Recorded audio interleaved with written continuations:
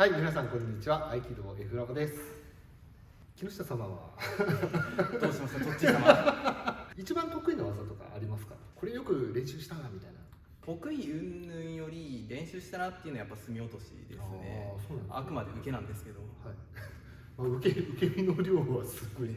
やってんだなっていうのは分かりますけどね。全然今回は隅落とし関係ないんですが、テーマはこちらです。はい、逆半身片手取り一挙ですね。はい、まあちょっと片手取りと、片取りが少し入るような感じですが、先生にちょっとご提案ということなんですけど、どのあたりをやりましょうか。はい、片手取り一挙とか、シザーだったら片取りなんですけど、その崩し方がちょっと何パターンかあるのでですね、初心者の方は混乱されることが多いかなと思ってですね、やってみようかなと思ったんですけども、はい、少し整理する上でということで、はい、では、見本の方からご覧ください。どうぞ。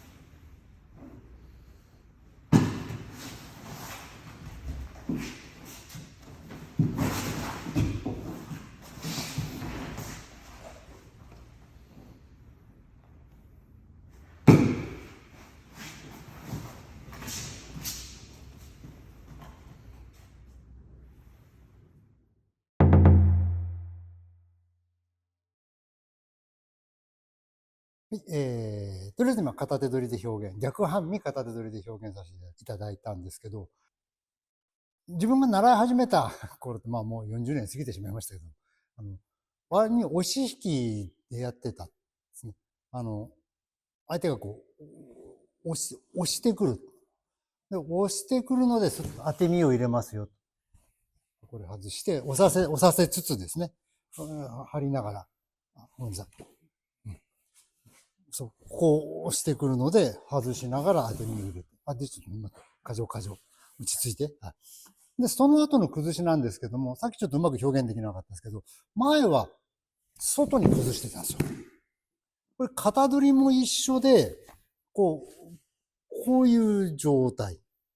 で、これ外しながら当て身入れて、で、ここで、こっちに崩していった。で、その時に、ちょっと前もやったんですけど、二点取りっていうか、こちらをね、ちょっと力っぽく頑張ってて、押してもダメじゃないですか。なんで、これ、昔よく言われたのは肩から擦るようにっていうやり方。と、この間もちょっとやったけど、このままね、ずらすのは一緒なんだけど、このまま崩していくっていう方法とか、要するに、こちらの使い方が、ちょっと、以前隅落としでちょっと言ったけど、こちらの使い方の問題がありますよ。もっとこだわる人だったら、外側に崩される。相手の反応によりますけど、外に崩す場合と、逆に内側に崩す人とか、そういう方、先生もいらっしゃるんですけども、で、当てて、相手の外に、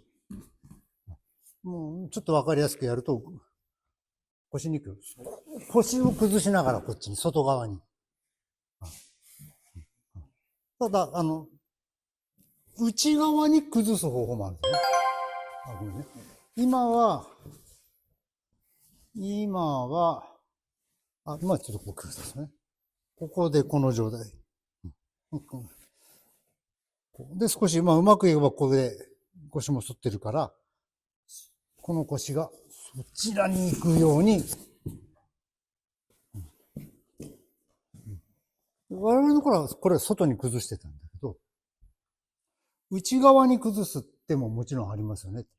ただ、内側は気をつけないと、昔やっぱ言われたのは、内側はこのままこういくとそう、せっかく当て身入れて距離を取ってるのに、この手塞いで距離取ってるのに、こうした瞬間こうなりますよ。なんで、内側に行くときには少し流れの中で持っていった方がいいかもしれないです。で、最近やらなくなったんだけど、片手取りも一緒で、うちに入りながらでもいいし、下がるのはまずいんですよね。下がっちゃうのはそう、まずい。なので、開くっていう状態ですね。下がると追いかけられるから。下がるのではなくて開くという状態。肩もしかりで、こちらから来ない。この状態で下がっちゃうと追いかけられるので、下がるのではなくて、回転がかかってますよ。まあ、いわゆる相手のインサイドというか内側にさばく。外側に崩す。内側にさばくというか崩すという。まあ、少し転換というか、片手取り一挙で表現したら、外側に、相手の外側にさばきつつ、相手の内側を取りながら持っていく。だから、片手でも肩が分かりやすいから、今度引きつけられました。護身術的にはこういうことになるんでしょうけど、最初、押し引きで言われたときに、引きつけられましたと。そうそう。この引きつけに合わせて崩していく。外に入る。ね、だから、押してくるから、こちら側に。引きつけるんで、こちら側にという状態。片手取りでもそう、こう引かれたから引くに合わせて入っていきましたよ。まあそこから入っていきましょう。崩す方向ですね。まあ、この状態で引かれる。これはただこちら側を押された場合でもできるっていうかね。こう押してきた力をずらしてこっちに持っていく。という手もありますけどですね。で、まあ、もうだいぶ前からその押し引き入れると難しいっていうのもあって、とりあえずこの状態、持った状態でとか、取った状態で形を覚えるために、順番を覚えるためにやってたのが、逆にだから、その押し引きをやった時にはもうそれが分からなくて、混同してしまうという、引っ張られてるのに引っ張り返すみたい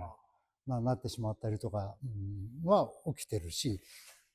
インサイドとアウトサイドがよく分からなくなってる方が多いかな。まあ、あと、これは余談ですけども、この間もちょっとやった、隅落としかでやったけど、これだと前足フリーじゃないですか。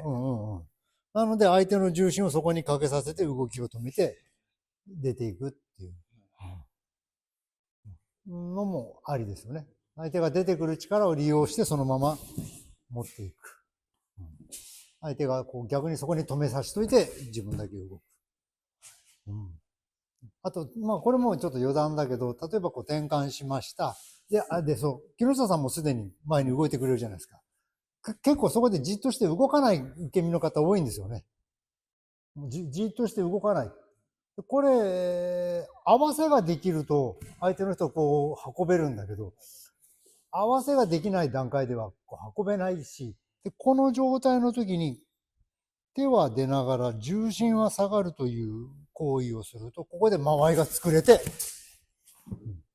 また次の動作につなげていったりとかができるんですけどね。またいつものように話があちこちに行きましたけど、今あんまりやらなくなってるんですけど、押された場合、引かれた場合で、その相手の力に乗るっていう傾向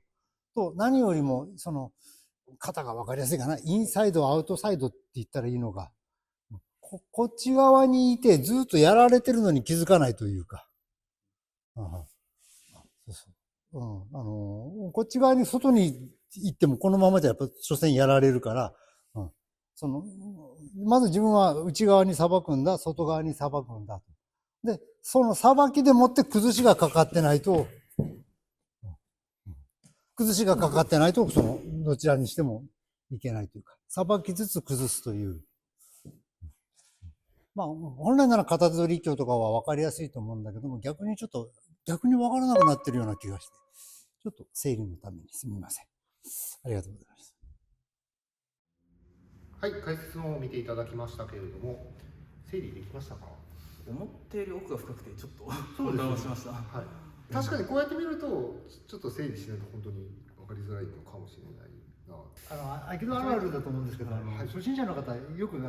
人によって言うことが違うと。黒部分で教えてもらったけど、人によって言うことが違うからどれが正しいんですかってよく聞かれてて、